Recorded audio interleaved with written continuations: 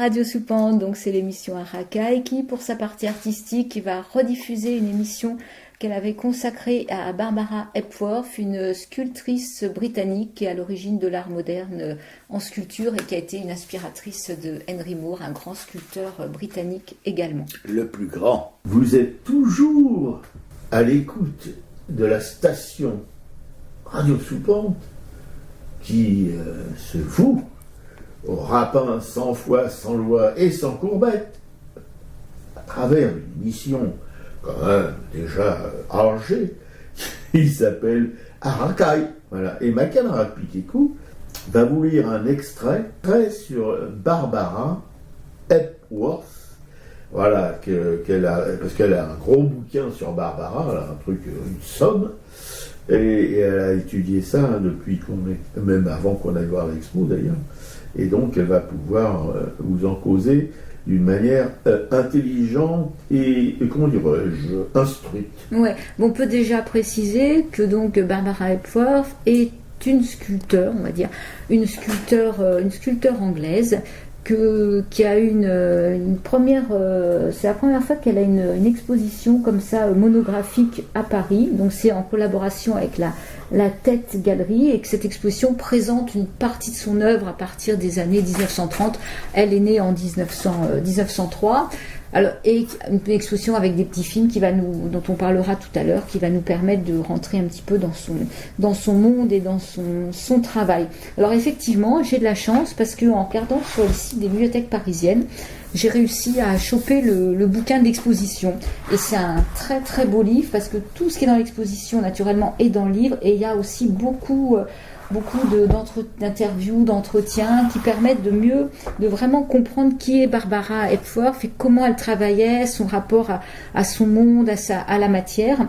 Et là, il y a des propos, en fait, qu'elle-même, c'est ses propres propos. Il y avait six sections autobiographiques. Elle a un peu divisé sa vie en six grandes phases comme ça. Et donc, j'ai choisi elle a écrit ça en 1952, donc de parler un peu, de lire les premiers moments de sa vie, comme elle commence à se raconter quand elle est encore toute jeune. C'est jamais facile de choisir le passage qu'on va lire parce que je trouve qu'elle écrit bien et qu'il y a plusieurs moments de sa vie qui sont importants. Donc voilà, là, sa première section s'appelle l'excitation de découvrir la nature de la taille. Donc je vais lire le début de comment elle se raconte. Durant les premières années de ma vie, je ne pense pas avoir jamais vu une vraie campagne ou un vrai paysage.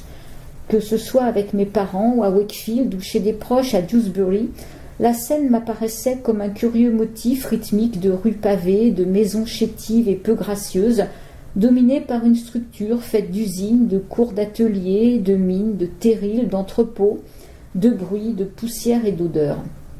L'ensemble constituait le motif désordonné d'une zone industrielle. Mes premiers voyages en tramway ou en train m'ont fait découvrir de l'herbe rabougrie, des houillères, d'autres terrils, des poneys pour les mines, des fonderies près des voies ferrées, des collines lointaines auréolées d'une fumée couleur indigo que la terre semblait exhaler. C'était ma toile de fond.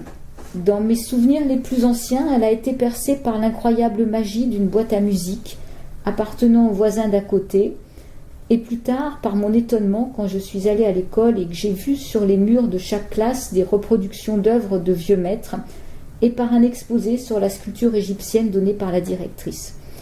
J'avais 7 ans, je me souviens, j'étais assise toute droite sur ma chaise. C'était la première fois que je voyais une diapositive de lanterne magique projetée à l'écran. La sculpture et l'architecture semblaient exercer sur moi un attrait particulier. C'était très différent de la peinture, car l'espace et le volume y étaient si tangibles. Ils nous enveloppaient d'un éclat brillant au milieu de l'obscurité ambiante. Un peu plus tard, j'ai senti la géographie de la région de West Riding. Dans le cadre de son travail, mon père parcourait tout le comté, et quand je n'avais pas école, j'avais le droit de l'accompagner. C'était un merveilleux compagnon de voyage, car il parlait peu. Perché à l'avant d'une de ces vieilles voitures d'alors, je suivais les contours des superbes vallons du Yorkshire. C'était un véritable paysage, dans toute sa profondeur, la véritable source de l'énergie de l'homme. Chaque colline et chaque vallée devenait une sculpture à mes yeux, et chaque paysage faisait partie de l'étonnante architecture des péninsulaires industrielles qui s'étendaient à l'ouest, au nord et au sud de chez nous. Plus tard encore, j'ai découvert North Riding et East Riding quand mes parents nous emmenaient tous sur la côte en été. Le dessin et la peinture que j'avais appris à l'école prenaient alors tout leur sens et je me levais très tôt le matin pour peindre en plein air. Il y avait en particulier le long de la plage déserte, dans les falaises, une grotte en forme d'entonnoir que j'ai peinte au lever du jour en tournant le dos à la mer. Voilà, donc ça c'est un petit peu ce qui va après l'inspirer toute sa vie. On verra comment ces paysages sont vraiment le moteur de son travail, quoi. Oui, mais elle est née, c'est bien ça, dans le nord de l'Angleterre, dans les paysages industriels. On ne va pas dire que ça soit un lieu paradisiaque pour un enfant, quoi. C'est ça qui m'impressionne aussi. Tu me disais que c'était une femme qui était vraiment, comment dirais-je, exceptionnelle, voilà, pas seulement dans son travail, mais dans sa façon d'être, de penser, etc.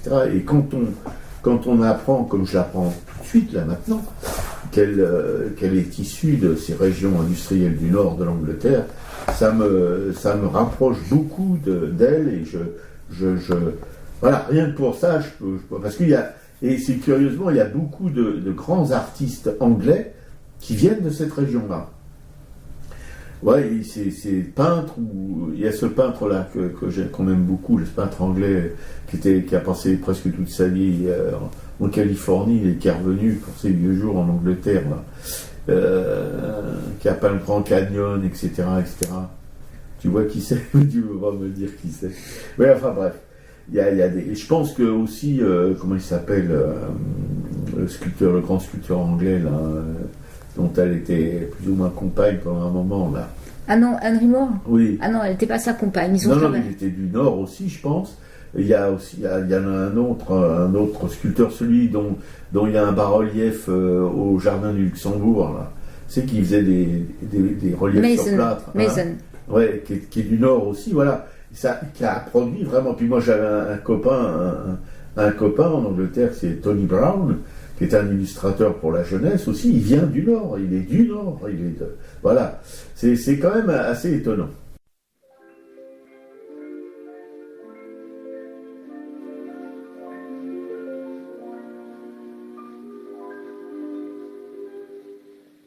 La mer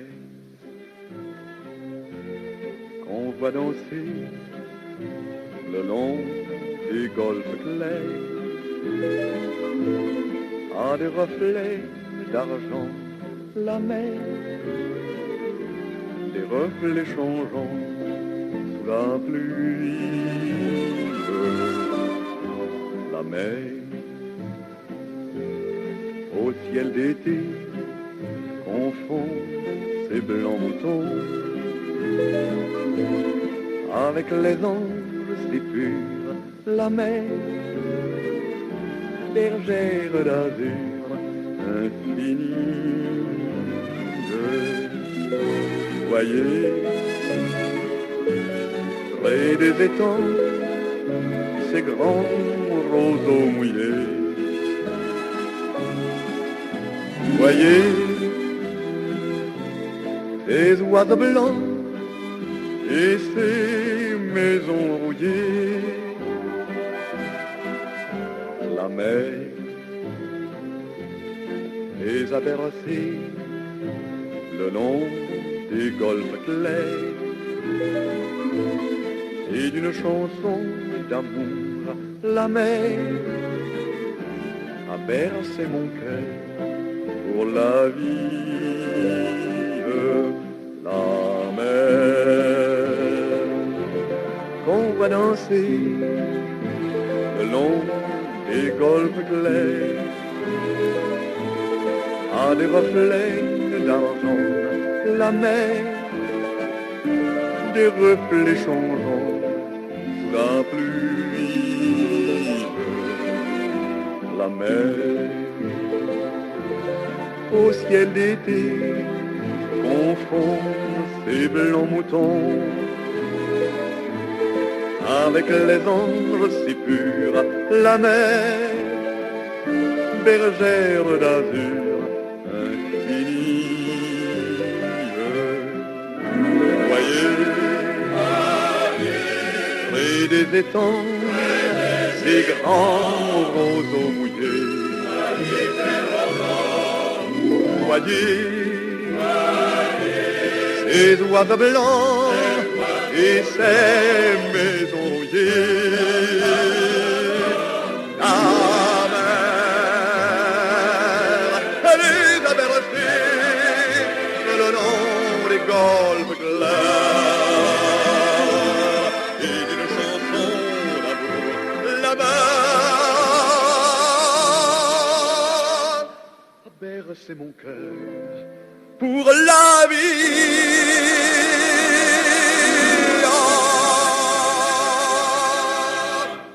La mer, Charles Trenet, voilà, la mer qui est vraiment importante pour Barbara Epworth. Par contre, Charles Trenet n'est pas du tout important pour ma camarade. Bon, j'ai pas trouvé d'autres chansons qui parlaient de la mer. Quand elle a cherché, voilà. parce que la mort dans l'âme, c'est comme de dire, c'est rabattu sur Trenet. Bon, ben on va tout de suite sur Radio Soupente, la station de Rapin sans foi, sans loi et sans corvette, l'émission à racaille, poursuivre avec ma camarade qui va vous causer dans le poste de la biographie de cette immense artiste sculpteur. Ouais, voilà, on va faire un peu, raconter un petit peu sa vie. Barbara Epworth, elle naît donc, comme je disais tout à l'heure, en 1903. Donc son père est ingénieur civil, donc on a vu dans l'extrait laquelle l'accompagne dans ses tournées professionnelles. Et à 16 ans, son grand-père l'emmène visiter Paris et c'est l'année de l'ouverture du musée Rodin. Et donc c'est assez surprenant parce que c'est en 1919 et sa rétrospective au musée Rodin est pile poil justement 100 ans après sa première visite à elle au musée Rodin. C'était intentionnel. Quand elle a 17 ans, elle rentre à l'école des beaux-arts à Leeds grâce à une bourse accordée par le comté. Et effectivement, elle fait la connaissance d'Henry Moore, donc qui est effectivement du coin aussi, quoi. Elle est décidée à faire de la sculpture et là, elle va obtenir une nouvelle bourse qui va lui permettre d'intégrer le Royal College of Art pour y commencer la taille directe qui à l'époque est hors du programme. Henry Moore suit également le même parcours. 3 ans plus tard, ils reçoivent tous deux une bourse d'études pour passer un an à l'étranger et Barbara choisit l'Italie. Elle va y rencontrer son premier mari, John Skipping. Elle se marie à Florence. Et pendant ce temps-là, Henry Moore lui épouse Irena. Et en fait, les deux couples se voient souvent. Ils ont de nombreuses discussions justement sur cette façon de travailler la pierre, des discussions artistiques apparemment assez intéressantes et approfondies. Et cette année en Italie, ça sera une des années les plus formatrices pour Barbara Epworth. Elle va découvrir ce qui lui a manqué dans le Nord, ce qui va compléter les formes, c'est la lumière justement qui manquait tant au paysage du Yorkshire et qui met en valeur le marbre et la pierre. Alors elle va pas sculpter durant cette première année en Italie, mais elle va en profiter pour visiter tout ce qu'elle peut. Elle va visiter la Toscane, donc elle va découvrir Masaccio, Michel-Ange, Cimabue, Giotto. Elle va visiter Sienne, Pérouse, enfin vraiment elle va s'imprégner de tout ce qui est possible autour de la Toscane.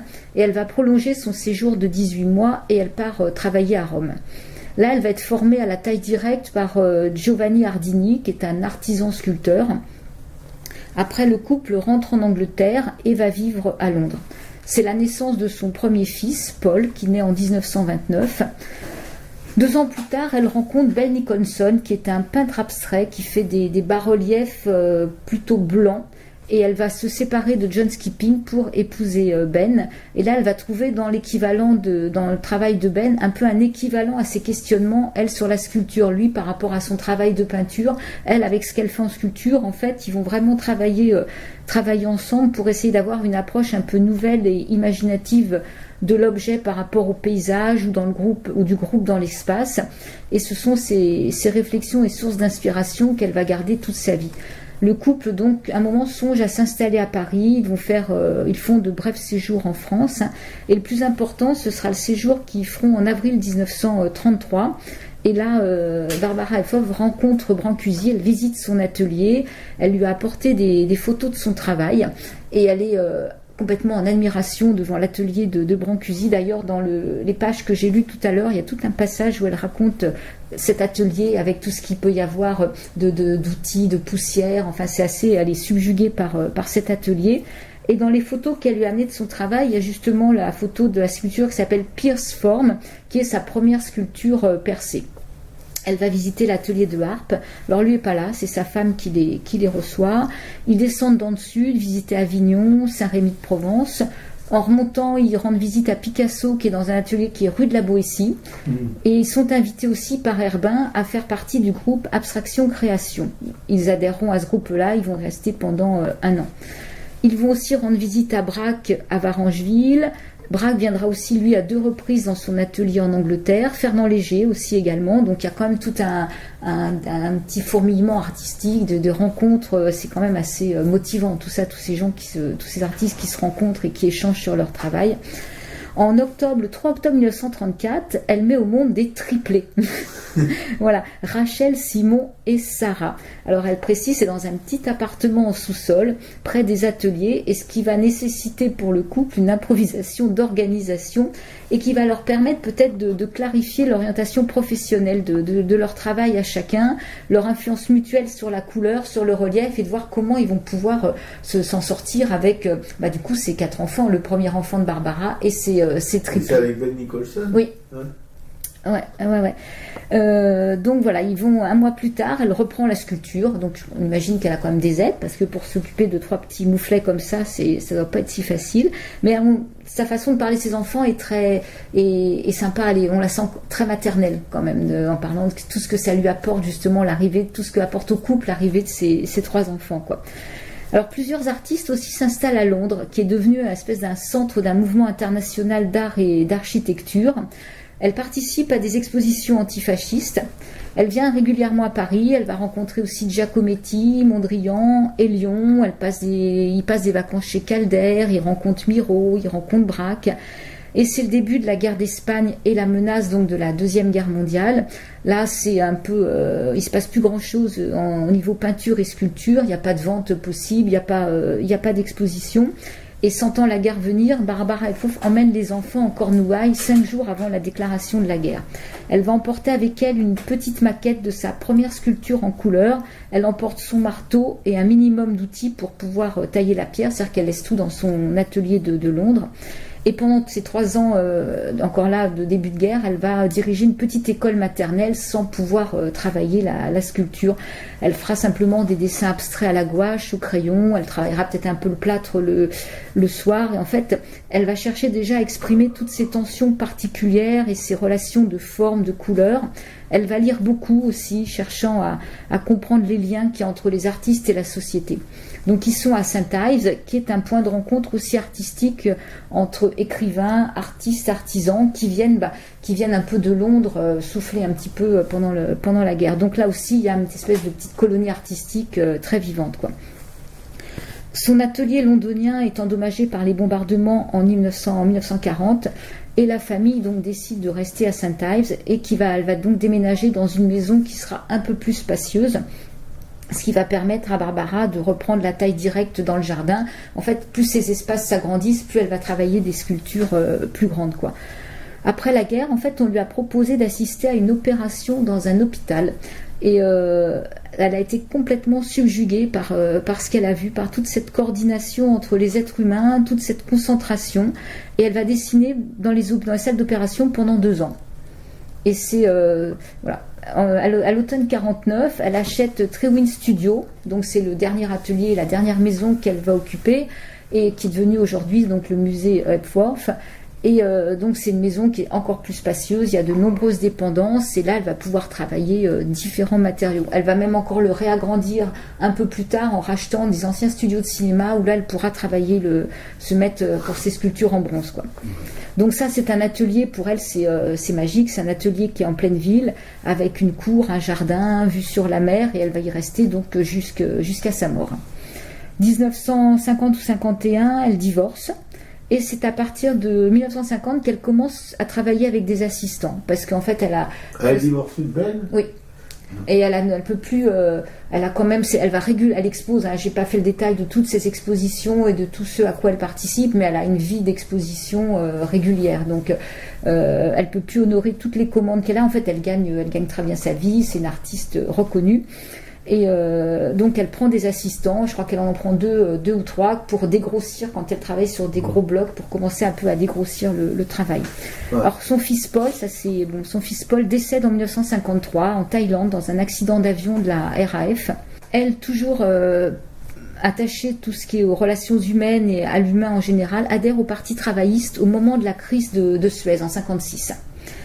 Voilà, donc ce que je disais, elle expose régulièrement à l'étranger, on lui consacre énormément de livres, enfin son travail est vraiment reconnu. Elle est nommée Dame de l'Empire britannique et elle est la première femme à devenir membre des trustees de la Tate Gallery. Et elle va décéder en 1975 à l'âge de 72 ans. Alors apparemment c'est dans l'incendie accidentel ou structurel de son studio, là, de son atelier. Et je ne sais pas exactement ce qui a été touché, parce qu'après on a vu un petit film, nous, qui montrait son atelier, on n'a pas vu qu'il y avait beaucoup de choses d'endommagées, donc je ne sais pas. Enfin, en tout cas, il y aurait un mégot de cigarette qui aurait mis le feu quelque part, et c'est là qu'elle décède. Et un an plus tard, le musée qui lui est dédié, donc dans son atelier, va ouvrir. D'accord. Bah, c'est pas gay comme femme. Non, c'est... Elle est morte asphyxiée ou brûlée? Je sais pas, peut-être asphyxiée, il n'y a pas de précision en fait, c'est très vague. J'étais après sur un site où c'est en anglais où il parlait de l'histoire de la cigarette, du mégot de cigarette, quoi. Est-ce qu'elle bombardait? Probablement, on l'a pas vu, nous on l'a pas vu fumer dans les vidéos qu'on a vues, on l'a pas vu. Des assistants, hein. Voilà, donc c'est quand même une vie riche, une vie de travail surtout. Parce qu'on voit le résultat. Je veux dire, c'est pas en se mettant les mains dans les poches et le nez au vent qu'on a des résultats de cette qualité. C'est ce qu'on voit. Enfin, quand on parlera de ses œuvres, mais on voit bien, en tout cas au niveau de son travail, c'est une passionnée. Enfin, moi, tout ce que j'ai pu lire, ce qui revient sans arrêt, c'est le paysage, la matière, l'humain au milieu de tout ça, même si c'est des formes abstraites. En fait, c'est la place de l'humain au milieu de ces paysages. Et en plus, elle, ce qu'elle aime, c'est quand même les matériaux. On verra, elle travaille avec des matériaux différents et elle a une intuition, c'est-à-dire que quand elle a un bloc de marbre, de granit, d'ardoise, de calcaire, elle projette déjà quelque chose et elle dit que c'est un travail intuitif très très important, quoi.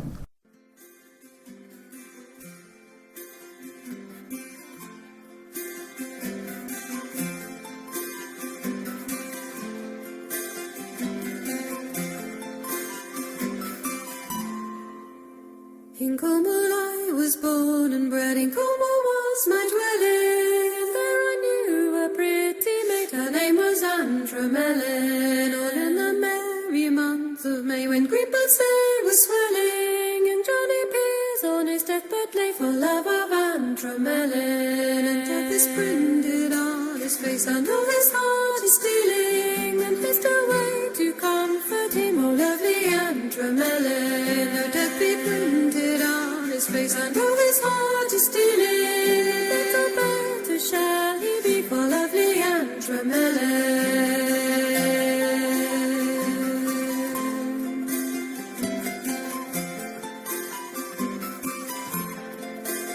So slowly she came up and slowly took him up, and what she said when the sheep came, young man, I think you're dying. He turned his face into the straight with deadly sorrow sighing, oh lovely maid, come pity me, I'm on my deathbed lying. If on your deathbed you do lie, what needs the tale you're telling? I cannot keep you from your death, farewell, said Andromelen. He turned his face into the wall, for death was with him dealing. Farewell, my friends and neighbours, all be kind to Andromelen.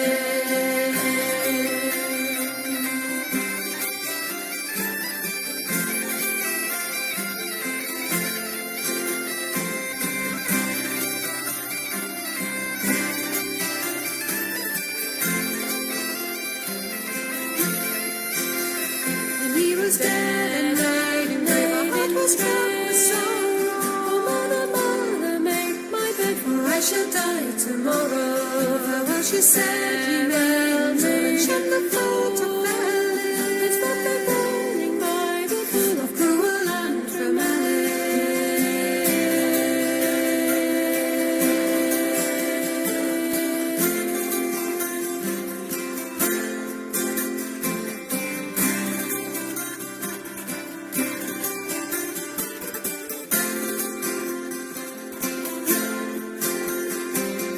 Farewell, maidens,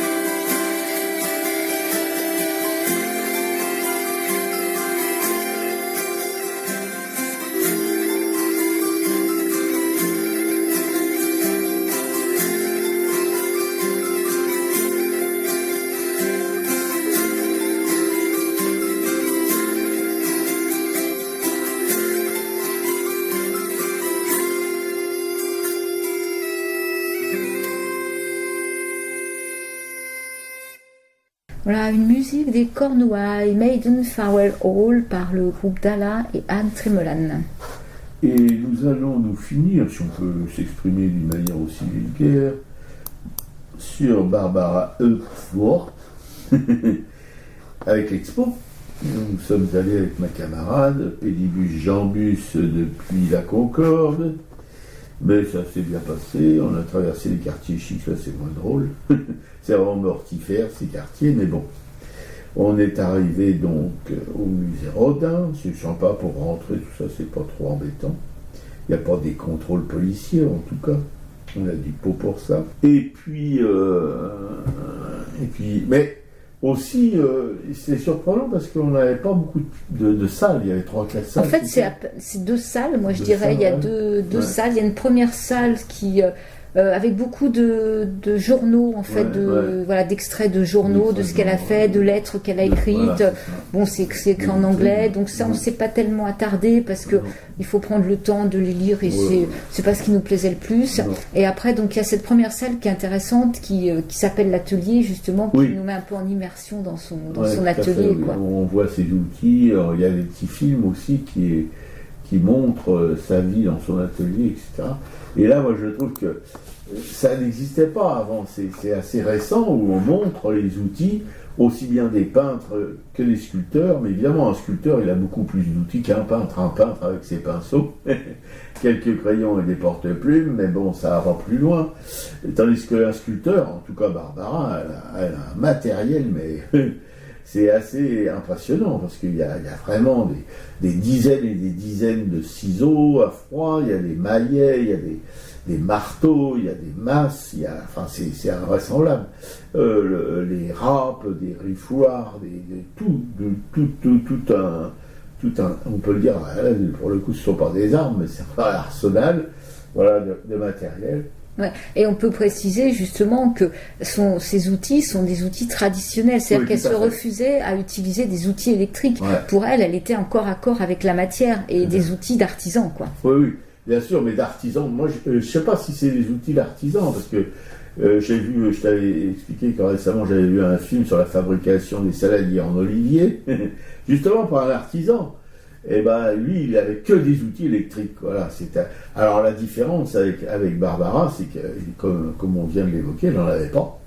Par choix, elle ne voulait pas d'outils électriques. Et alors là, elle sculptait comme Michel-Ange pouvait sculpter à son époque. Elle n'avait pas plus, pas moins d'outils que lui. Sauf que lui, il a été obligé de faire forger ses ciseaux tous les jours parce qu'il en utilisait un boisseau pour une journée de travail. Parce que c'était évidemment... Il n'y avait pas des aciers comme il y a maintenant, même du temps de Barbara, elle peut voir qu'il y avait des aciers extrêmement durs, ou même des tungstènes, des choses comme ça. Quoi. Donc, mais elle avait, je dis, tout. Et il y avait même, des gradines, etc., des martelines, c'est invraisemblable, parce que ça, je connais un petit peu le métier, et je veux dire que c'est rare de voir des sculpteurs avec autant de matériel, mais pas de matériel comme, on vous le répète, électrique, mais des matériels pour travailler à la main, voilà, et des beaux objets, quoi. Mais alors on sent qu'il y a des masses qui sont complètement percées, sur le côté où on tape normalement, mais aussi sur les côtés des masses, parce que on peut taper aussi d'une manière différente. On sent l'usure des outils, il n'y a aucun doute que c'est des outils qui étaient utilisés. Ouais. Et même, en fait, elle a des formes donc très abstraites, des formes très lisses, et elle ponce à la main. On la voit qui ponce dans plein air. Enfin, qui ponce le marbre, qui ponce le bois, qui ponce... Puis il y a des bois qui sont extrêmement durs, qui sont comme de la pierre quasiment. Et pourtant, elle n'a pas des gros biscottos à la Popeye, elle a des petits bras menus, enfin on peut dire ça comme ça. C'est pas une géante mais elle travaille, elle a des pièces géantes, mais elle n'est pas géante elle-même, on peut pas dire. Non, c'est marrant parce qu'on la voit aussi tracée sur un morceau sur une grosse pierre, je ne sais pas si c'est ou du bois, je ne sais plus si c'est du bois ou une pierre, où elle trace elle a un pinceau au bout d'un manche à balai, et pour pouvoir atteindre le sommet de la pièce, pour pouvoir tracer ce qui l'aidera à faire sa sculpture, à dégager une forme d'un bloc. Voilà. Elle est dans ce jardin, elle est pas bon. Ouais. Non, mais on sent cette amoureuse de la matière. Effectivement, c'est quelque chose qui est vraiment qui ressort systématiquement. Elle va pas travailler n'importe quoi. Alors, elle est aussi amoureuse des bois exotiques, des bois durs. Alors, pendant la guerre, elle avait plus de mal à avoir des bois exotiques, donc elle avait des bois qui venaient d'Angleterre. Et je crois qu'à un moment, c'est quand elle recevait des bois de forêt tropicale, à un moment, elle a eu un arrivage de 17 tonnes. Enfin, c'est un truc complètement fou. Oui, ça c'est assez. Oui, je cherchais justement, j'y pensais. Et je pensais que c'était plus que 17 tonnes, c'est déjà pas mal. Hein. C'est beaucoup. Et dans le petit film, il y a un petit film très intéressant où on voit, qui nous parle de la Cornouaille, parce qu'effectivement, la Cornouaille l'a profondément inspiré. C'est quand même, c'est une grande partie de sa vie, c'est la mer, le paysage, l'humain, la lumière, enfin tout ça, tout ce mélange. Et donc ce petit film nous présente la Cornouaille avec tout ça mis en valeur. Et après on est dans son atelier. Et là il y a une chercheuse qui travaille sur son atelier, qui nous ouvre toutes les salles de son atelier, tous les placards. Et c'est assez fantastique de pouvoir revivre un petit peu, d'essayer de comprendre comment elle travaillait. Et elle nous dit que quand elle a déménagé à Sainte-Thérèse entre le premier et le deuxième atelier, il y avait 6 tonnes de matériel, quoi.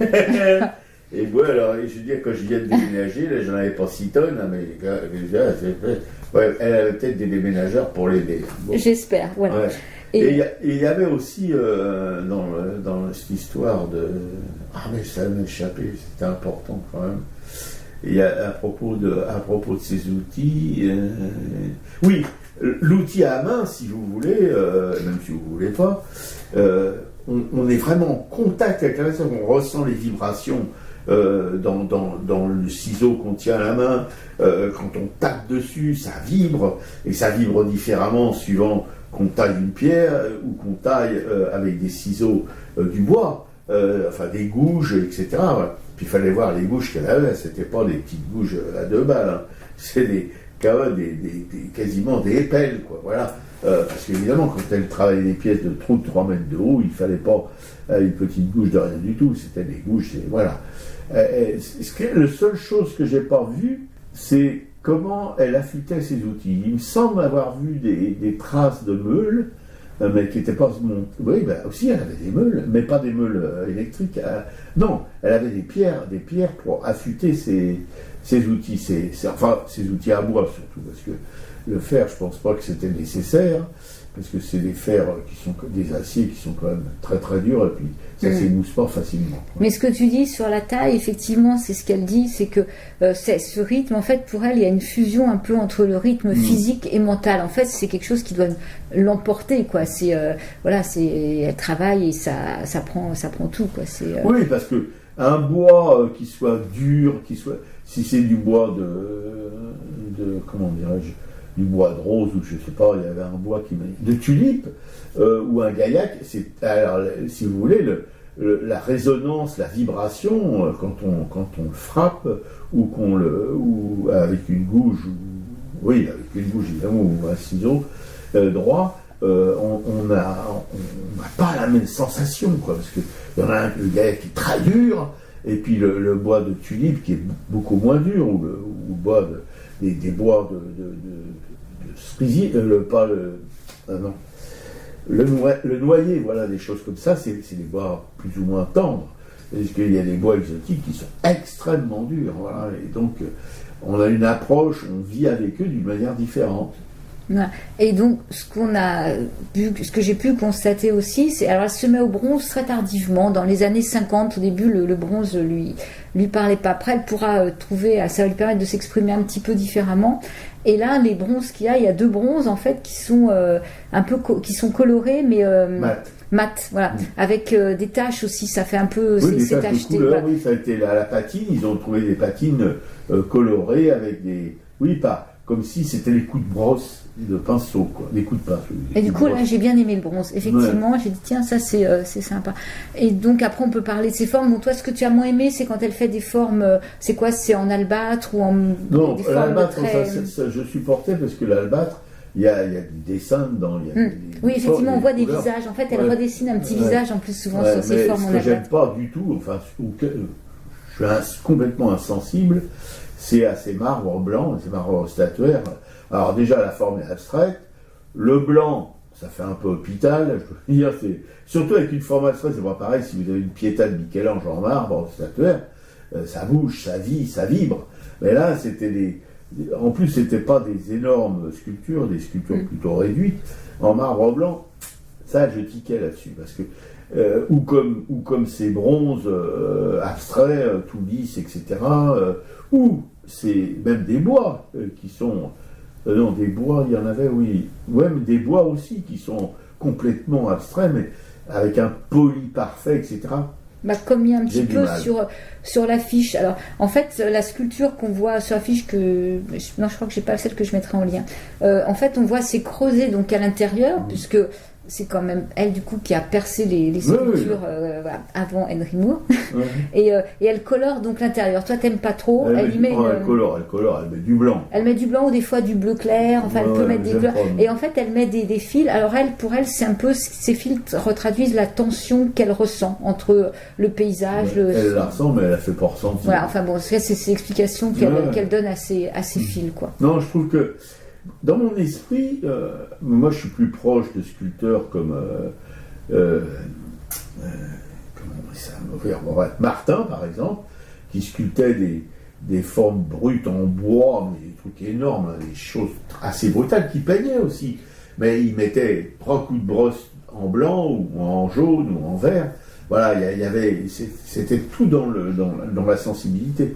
Là, il y a quelque chose dans ces apports de fils tendus au milieu d'une forme creusée, etc. Il y a quelque chose que je trouve très artificiel et pas du tout à sa place. Quoi. Ouais. Mais j'aime déjà pas la forme. Alors en plus, il y a des bouts de ficelle au milieu, c'est pas un truc qui... Mais effectivement, cette expo, elle permet quand même, je pense, d'avoir un peu une vue d'ensemble de son travail sans les sculptures monumentales, parce que les 2 petits films sont quand même très très bien faits, parce que on la voit vraiment en train de travailler, et on voit dans son studio, la Trewin Studio à St. Ives, elle a un jardin extraordinaire, et il y a des sculptures partout. Et là, en plus, elle, c'était son idée qu'une sculpture, c'est fait pour être dans la nature. Ouais. Et que par exemple c'était une erreur quand il y a des gros monuments comme les sculptures sur les monuments. Pour elle, ça n'a rien à faire sur un monument, une sculpture. C'est pas sa place, quoi. Déjà, il faut que la sculpture elle vive par elle-même et dans un paysage, quoi. Oui, mais ça c'était, je pense qu'elle les mettait d'une manière temporaire dans le paysage. Tandis qu'il y avait des monolithes justement en Cornouailles, c'est comme la Bretagne. Il y a des monolithes, il y a des mégalithes, il y a des énormes. Et alors, moi voilà. À la sculpture travaillée comme elle la travaille, c'est-à-dire d'une manière très, quand même, avec tous les poncifs de la sculpture classique. Je dis poncif un peu à dessin. Bref, moi je préfère vraiment un menhir, un monolithe ou un voilà. Pour moi, c'est la pierre brute qui me plaît, parce que la nature. La pluie, le vent, le soleil, etc. La sculpte. Il mettait au départ, quand les gens ont élevé des pierres comme ça dans la lande de Cornouailles, c'était dans la préhistoire, je ne sais pas, il y a 5-6 000 ans, c'était des pierres qui devaient être, pas parfaitement taillées, mais ils arrivaient à les décrocher d'une falaise, etc., et à les amener, à les planter là. Et depuis 5-6 000 ans, il y a les éléments naturels qui l'ont travaillé, cette pierre. Et alors, pour moi, ça, c'est... Et même j'aime beaucoup, par exemple, aux États-Unis, tous ces espèces de montagnes là, qui se dressent, ces cheminées de fées, etc. Je trouve ça, alors là, parce que je vois plein de formes dedans, voilà. Elles sont animées, il y a des visages, il y a quelque chose... voilà, c'est ça. Et elle s'est inspirée forcément, comme beaucoup de gens contemporains, de ces formes brutes. Voilà. Qui suffit, il n'y a même pas besoin d'artiste. Ouais. Mais enfin, bon, c'est quand même c'est à découvrir, d'autant que on l'avait déjà évoqué dans Araka il y a très longtemps, mais sans avoir vu son travail, simplement à travers des bouquins qu'on avait pu voir ou voilà des pages internet, ce qui est quand même pas la même chose, parce qu'effectivement être en face de ses œuvres et de voir ses films, c'est beaucoup plus puissant quand même pour la saisir, comprendre qui est cette femme. Et moi, c'est ça, même si effectivement il y a des formes comme toi sur des formes trop parfaites que je vais trouver qui peuvent manquer d'émotion. Après ce que j'ai vu et de l'avoir vu travailler, je reste profondément admirative de son travail et je la sens profondément artiste, quoi. Oui, mais tu l'étais déjà avant, alors maintenant. Et moi, je l'étais pas du tout avant, mais heureusement que tu m'as traîné à ces expositions comme tu me traînes à pas mal d'expositions.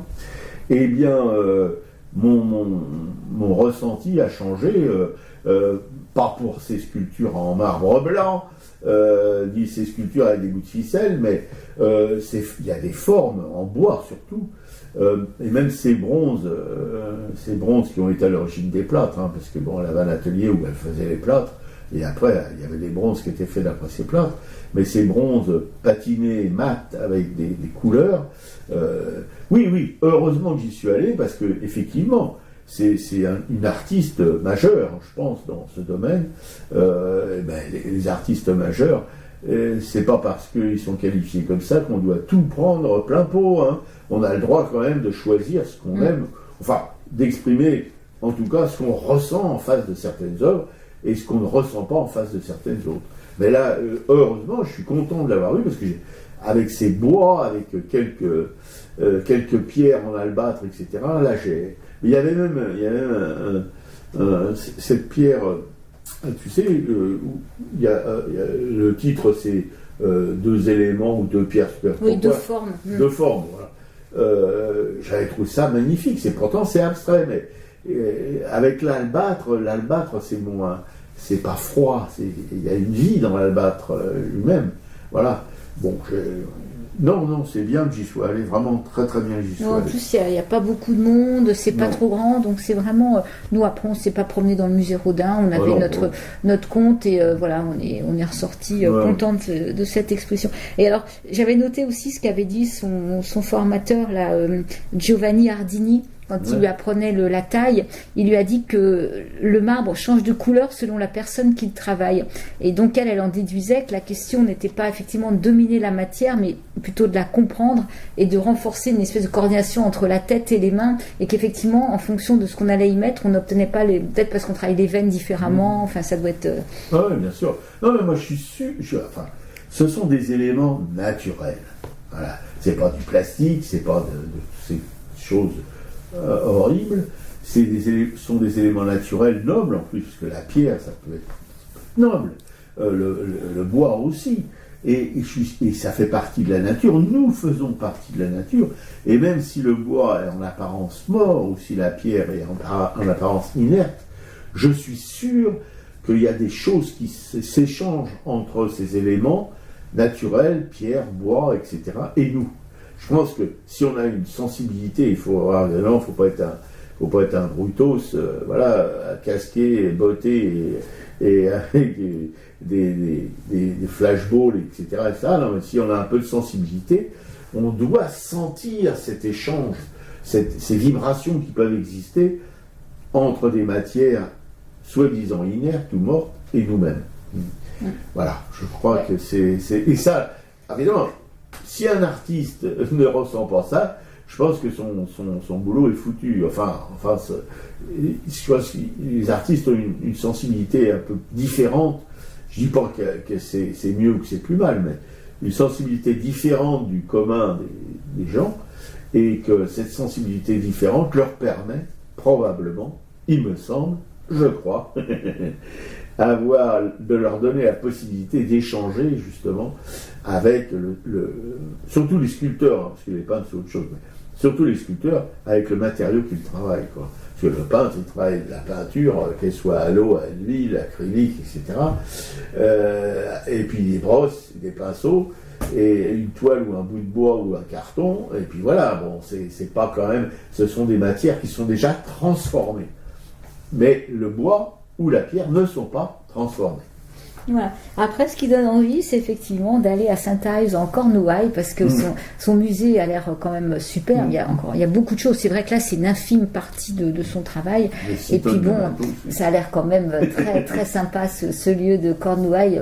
L'idée de faire le sentier qui fait le tour de la Cornouaille, ça titille pas mal quand même. Ouais. Oui, parce que à l'inverse, par contre, de Brancusi, qu'elle aimait beaucoup, dont elle aimait beaucoup le travail, Brancusi avait des outils électriques. Voilà. Non, il sciait à la main, si vous voulez, ces grosses pièces, comme la vis sans fin, toutes ces choses-là, mais il avait quand même à sa disposition des meuleuses pour affûter ses outils. Il avait quelques aides comme ça, mécaniques, électriques, pour assister dans son travail.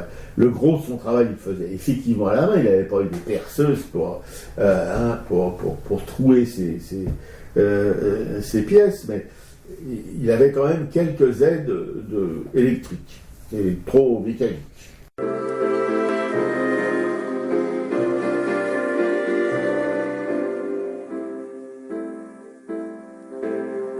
Je suis un tailleur de pierre, un bien modeste artisan, mais il y a dans ma soupière de quoi nourrir mes enfants.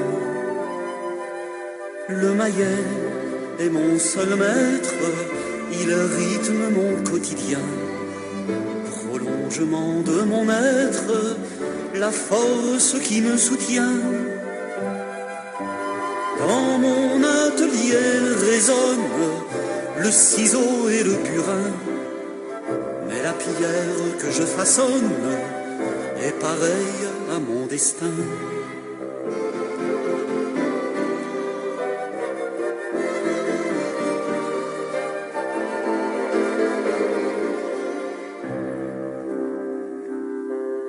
Marbre, granit ou calcaire, banc public ou cathédrale, il faut qu'elle soit d'équerre, je n'ai pas d'autre morale.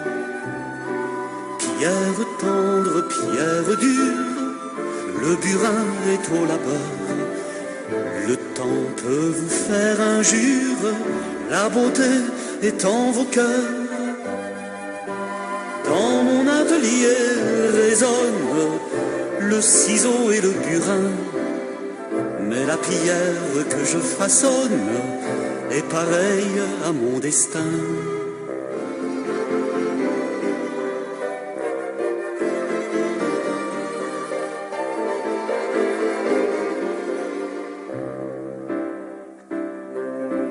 Ainsi de l'humble chaumière au fastueux monument, tous les murs sont faits de pierre, qu'importe les ornements. Angulaire ou clé de voûte, chacune est un élément. Toutes sont égales à toutes, la sagesse est leur ciment.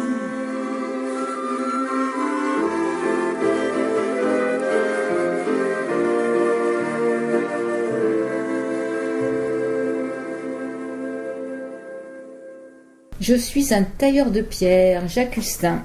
Donc après cette rediffusion, nous passons aux expositions. Daniel Cordier au Musée de la Libération jusqu'au 13 juillet. Willy Ronis à Nogent-sur-Marne jusqu'au 31 juillet. Ce sont des photos des bords de Marne, les guinguettes, les studios de cinéma, des quelques photos avec sa femme aussi qui était peintre. Un petit musée quand même très sympathique, pas loin des bords de Marne, si après on va aller y faire un petit tour. Et gratuit. Et gratuit, effectivement, c'est important. Suzanne Valadon, c'est à Pompidou, c'est jusqu'au 26 mai. Elle, les élèves de Jean-Jacques Henner jusqu'au 28 avril. L'art dégénéré au musée Picasso jusqu'au 25 mai. Thierry Loulet à Strasbourg jusqu'au 26 avril à la galerie Pascal Fressel.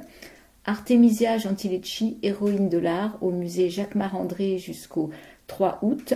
Maximilien Luce, l'instinct du paysage, au musée de Montmartre jusqu'au 14 septembre. Christian Krog, Peuple du Nord, au musée d'Orsay jusqu'au 27 juillet. Gabriel Munter, Peindre sans détour, au musée d'art moderne de la ville de Paris jusqu'au 24 août. Aubusson Tis Tolkien, c'est au Collège des Bernardins jusqu'au 18 mai. C'est une exposition gratuite, il faut simplement réserver. Et une exposition qui vient d'ouvrir à l'Institut du monde arabe, ce sont les trésors sauvés de Gaza, qui revient sur toute l'histoire de Gaza. Alors le culturel de la semaine, moi je suis allée voir le film Mikado, un film de Baya Kashmi, qui est sorti début avril, avec un casting vraiment d'une justesse incroyable. C'est un film avec Félix Moiti, Vima Laponce, Ramzi Bedia, une jeune actrice Patience Munderbar qui est absolument excellente. Donc Mikado et Laetitia c'est un jeune couple très amoureux qui vivent ensemble depuis longtemps, qui ont des enfants et qu'ils n'ont pas déclaré. Ils ont eux-mêmes un passé très compliqué avec les institutions. Ce sont d'anciens enfants placés, dont Mikado a eu vraiment des maltraitances durant son placement. Et elle, on ne connaît pas trop son histoire, mais enfin voilà, ils se sont retrouvés, ils ont des enfants et donc ils ont des peurs d'institution. Donc ils n'ont pas déclaré leurs enfants pour rester libres et ils vivent en camion, sauf qu'effectivement ils n'ont pas d'attache et ils fuient la police en permanence. Et un jour, lors d'une panne de moteur de quelqu'un qui est devant eux, en fait ils vont s'arrêter pour aider cette personne et finalement eux c'est leur camion qui va tomber en panne ensuite et ils vont s'installer le temps d'un été chez cette personne qui est veuf et qui vit avec sa fille, une adolescente qui a à peu près l'âge de la fille aînée de ce jeune couple. Et donc là il y a une espèce de parenthèse qui va arriver parce qu'ils vont vivre dans leur camion, mais ils ont accès à cette maison. Cette jeune fille Patience, qui est la fille du couple qui est issue de la DAS, est une enfant qui a un peu appris le don de se cacher, de disparaître, parce que c'est ce qu'on lui a appris depuis le début. Mais elle est très intelligente, elle lit beaucoup. Enfin voilà, donc après elle va devenir amie avec cette jeune adolescente qui les accueille. Et donc c'est toute cette histoire-là. Et il y avait une soirée au cinéma Méliès avec l'association ATD Carmonde et donc une personne qui est intervenue, qui est spécialiste du placement de la petite enfance dans les familles pauvres et sur le placement des jeunes. Et c'était vraiment un débat très très intéressant. À tel point qu'il y avait l'équipe du film qui était présente et qu'en fait l'équipe du film s'est effacée devant les interventions de la femme d'ATD Carmonde qui vraiment parlait de comment ça se passe, l'enfance placée, les foyers d'accueil et vraiment le film est vraiment, et c'est un très très bon film, hein, c'est vraiment à conseiller. Alors même si les 5-10 premières minutes, je trouve qu'il y a quelques maladresses, on ne sait pas trop où on va, mais après on rentre vraiment dans l'histoire et je trouve que tous les acteurs sont vraiment sont très très justes quoi. Et sinon, j'ai terminé Rebecca que je lisais la dernière fois de Daphné du Maurier. D'ailleurs, relire Rebecca aujourd'hui, ça m'a posé quelques questions parce que c'est un livre culte un peu quand même qui a été écrit en 1938. Et finalement, dans ce livre, ce qu'on voit, c'est que le propriétaire de cette grande propriété de Manderley, en fait, a tué sa première femme. Et donc, on a quand même un féminicide. Et sauf que ce mot n'existait pas à l'époque et on n'est pas du tout là-dedans. Mais relire ça aujourd'hui, ça m'a posé des questions que je pense je m'étais jamais posées auparavant, quoi. Et je vois que, par exemple, à Bruxelles, Rebecca est repris en comédie musicale. Hitchcock en avait fait un film, mais bon, ça c'était plutôt dans les années de sortie du livre ou quelques années après. Mais voilà, ça interpelle en fait aujourd'hui. Donc j'ai vraiment envie d'en parler avec d'autres personnes pour savoir quel regard ils ont aussi sur ce livre.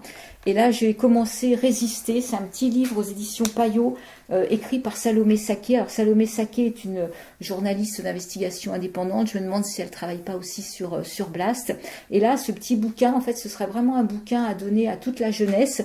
C'est un bouquin qui nous qui nous montre la présence, comment l'extrême droite commence à s'infiltrer partout, comment elle travaille le vocabulaire, qu'elle introduit des nouveaux vocabulaires, comment Bolloré étend son empire.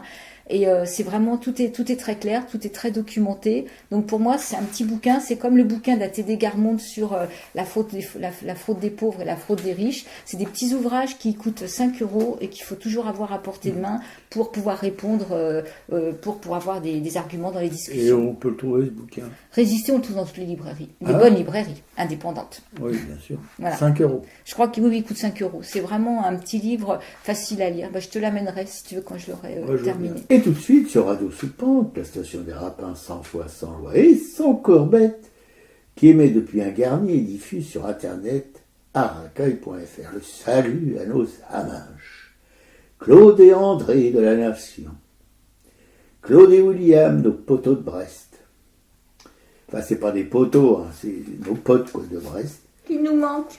Il nous manque. Jean-Paul Souvraz, un grand peintre de Coudé-Kerbranche, dans la banlieue de Dunkerque.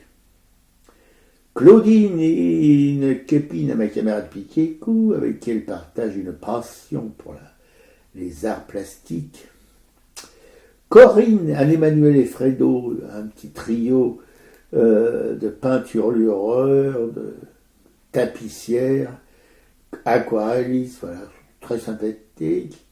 Juliette Planche, une graveuse émérite, en relégation à Rochefort-sur-Mer, où elle ouvre son atelier à des olibrius qui veulent s'intéresser, qui veulent s'initier plutôt aux diverses techniques de la gravure, moyennant quelques pièces sonnantes et trébuchantes. Parce qu'il faut dire que les artistes, hein, c'est pas tous des gens qui gagnent des millions. Hein. Sophie de Tresbrageux, une plasticienne, graveuse, magnifique. Clément, qui grave sur tout ce qui bouge, le Van Gogh de la taille d'épargne, le Van Gogh, pas Van Gogh, Agnès Dubar, aussi une graveuse émérite, qui est en relégation en Bretagne Sud, et comme Juliette Planche, comme beaucoup d'artistes, ouvre son atelier à des gens qui veulent s'initier. Et aussi à la gravure. Il n'y a pas que du côté de Rochefort qu'on s'initie, mais aussi du côté de la Bretagne Sud. Voilà. Thierry Morciot. Alors lui, non, je ne crois pas qu'il ouvre l'atelier, mais c'est un grand graveur bruxellois. Voilà. Et pas un graveur sur bois ni sur linoléum, mais plutôt sur cuivre ou acier, enfin sur métal, quoi. Alice Amoroso, alors Alice Amoroso, on retombe pas, non.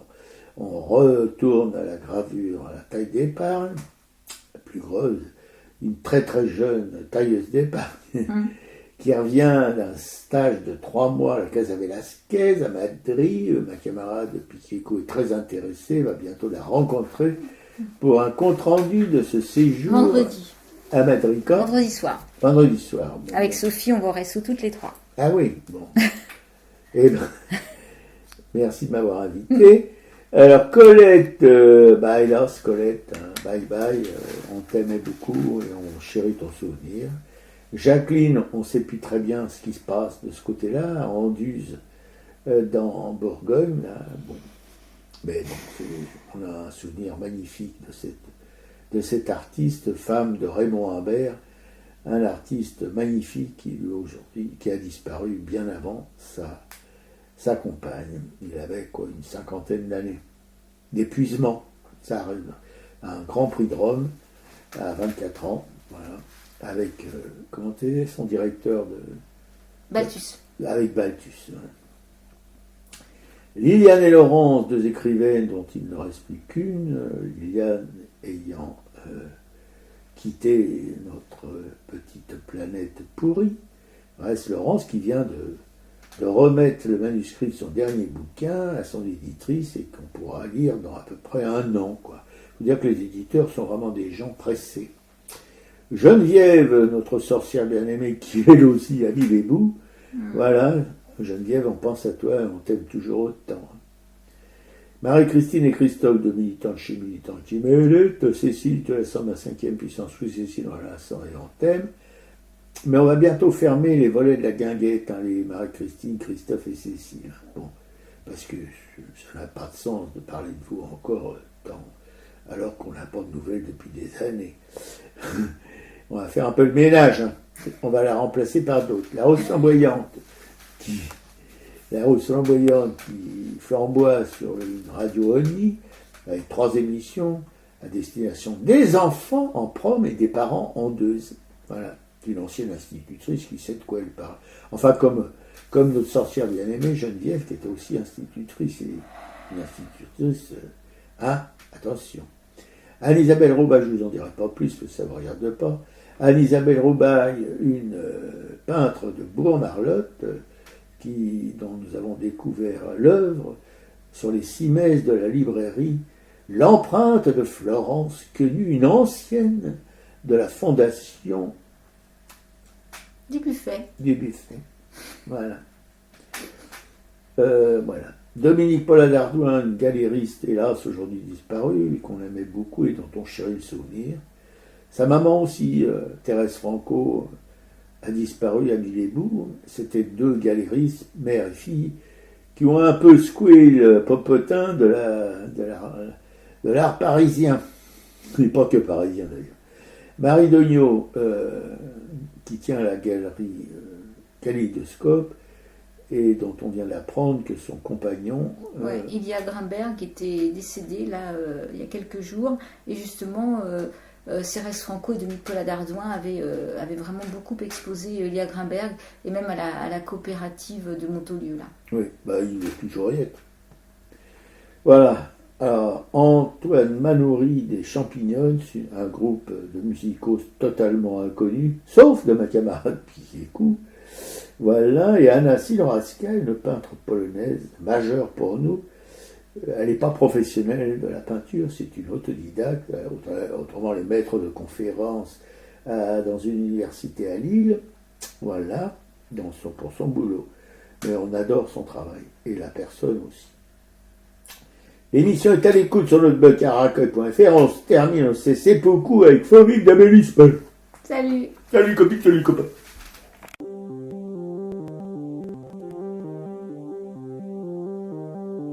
Malgré l'écran cieux du néant, c'est pour mieux nous manger enfants et les silences et les boucans, faut vivre. Et bien qu'aveugle sur fond de nuit, entre les gouffres infinis, des milliards d'étoiles qui rient, faut vivre. Malgré qu'on soit pas toujours beau et que l'on ait plus ses 16 ans et sur l'espoir, un chèque en blanc, faut vivre.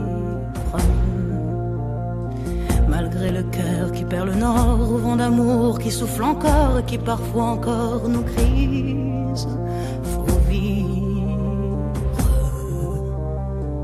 Malgré qu'on n'ait pas de génie, n'est pas Rimbaud qui veut Bardi et qu'on se cherche un alibi. Malgré tous nos morts sans coquette qui errent dans les rues de nos têtes, faut vivre. Malgré qu'on soit brave et salaud, qu'on ait des complexes à gogo et qu'on les aime, c'est ça le pire, faut vivre. Malgré l'idéal du jeune temps qui s'est usé au nerf du temps et par d'autres pris en chantant, faut vivre. Malgré qu'en se tournant vers le passé, on est effrayé de s'avouer qu'on a tout de même un peu changé, faut vivre. Malgré que l'on soit de passage, qu'on vive en fou, qu'on vive en sage, tout finira dans un naufrage, faut vivre. Malgré qu'au ciel de nos poitrines, en nos sentinelles endormies, dans un bruit d'usine gémit, le cœur aveugle qui funambule sur le fil du présent qui fuit, faut vivre. Malgré qu'en nous un enfant mort si peu parfois remue encore comme un vieux rêve qui agonise, faut vivre. Malgré qu'on soit dans l'engrenage des notaires et des héritages où le cœur s'écœure et s'enlise, faut vivre. Malgré qu'on fasse de l'humour noir sur l'amour qui nous en fera boire jusqu'à ce qu'ils nous disent au revoir, faut vivre. Malgré qu'à tous les horizons, comme un point d'interrogation, la mort nous regarde d'un œil ivre, faut vivre. Malgré tous nos serments d'amour, tous nos mensonges jour après jour, et bien que l'on n'ait qu'une vie, une seule pour l'éternité, malgré qu'on la sache rater, faut vivre.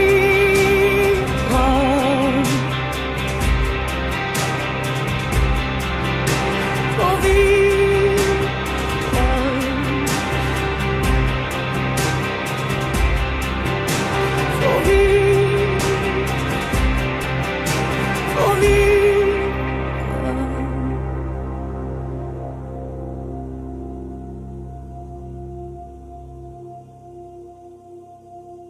faut vivre.